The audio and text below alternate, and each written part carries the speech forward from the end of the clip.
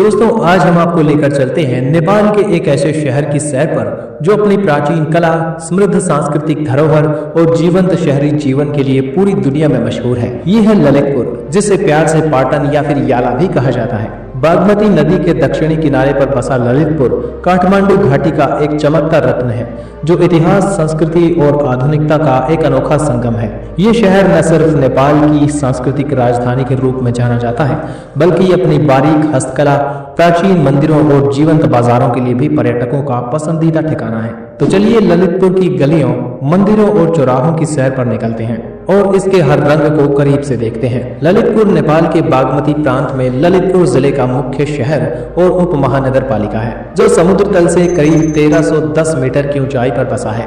ये शहर काठमांडू से बागमती नदी के पार मात्र 5 किलोमीटर दक्षिण में मौजूद है और काठमांडू घाटी का एक अभिन्न हिस्सा है।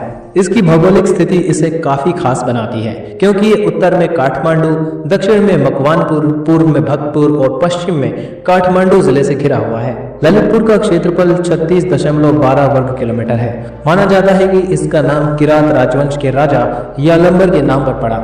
ललितपुर त्रिभुवन अंतर्राष्ट्रीय हवाई अड्डे से मात्र 7 किलोमीटर दूर है, जो इसे हवाई मार्ग से भी जोड़ता है। ललितपुर का इतिहास 2300 साल से भी पुराना माना जाता है कि इसे 3री सदी ईसा पूर्व में सम्राट अशोक ने बसाया था, जब इसको अपनी बेटी चारुमती के लिए यहाँ एक मठ बनवाया। ललितपुर किरात, लिच्छवी, मल और शाह राजवंशों का गवाह रहा है। मल काल 12वीं से 18वीं सदी में ललितपुर का एक स्वतंत्र राज्य था और इसी दौरान यहाँ की कला, वास्तुकला और संस्कृति अपने चरम पर थी।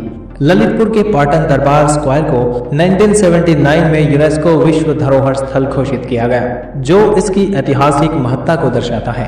2015 के भूकंप ने यहाँ कई प्राचीन संरचनाओं को नुकसान पहुंचाया, लेकिन स्थानीय लोगों और सरकार के प्रयासों से इन्हें फिर से जीवंत किया जा रहा है। 2021 की जनगणना के अनुसार ललितपुर की जनसंख्या 2,84,000 है, जो नेपाल के सबसे घनी आबादी वाले शहरों में से एक है। इसका जनसंख्या घनत्व 7,873 व्यक्ति प्रति वर्ग किलोमीटर है और लिंगानुपात की बात करें तो 1000 पुरुषों की आबादी पर 981 महिलाएं हैं। साक्षरता दर की बात की जाए तो यहाँ पर 82% लोग पढ़े लिखे हैं, जो नेपाल के औसत से काफी बेहतर है। ललितपुर की सांस्कृतिक विविधता इसकी सबसे बड़ी ताकत है।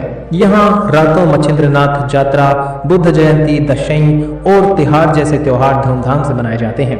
नेपाली व्यंजन जैसे कि यमरी, चटाईमरी और क्वाटी यहाँ के खान पान की शान है। बागमती नदी के किनारे चाय की टपरी पर गर्मा गर्म मोमो और ठंडी लस्सी का मजा लेना अपने आप में एक अनुभव है। ललितपुर की अर्थव्यवस्था हस्तशिल्प, पर्यटन और सेवा क्षेत्र पर टिकी है। ये शहर अपनी नेवारी हस्तकला के लिए विश्व में प्रसिद्ध है, खासकर धातु और लकड़ी की नक्काशी।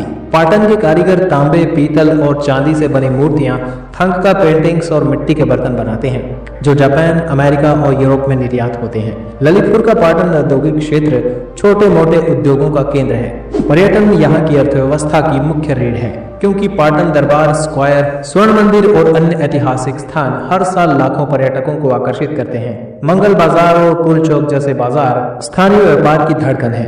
परिवहन के मामले में ललितपुर अच्छी तरह से जुड़ा हुआ है। त्रिभुवन अंतर्राष्ट्रीय हवाई अड्डा यहाँ से कुछ ही मिनटों की दूरी पर मौजूद है। शहर बसों, माइक्रो बसों और टेम्पो के जरिए काठमांडू, भक्तपुर और अन्य शहरों से जुड़ा हुआ है। दोस्तों आज की वीडियो में इतना ही। अगर ये वीडियो आपको पसंद आया तो इसे लाइक कीजिए। साथ ही ऐसा वीडियो अपने शहर के बारे में चाहते हैं तो अपने शहर का नाम कमेंट में लिखिए।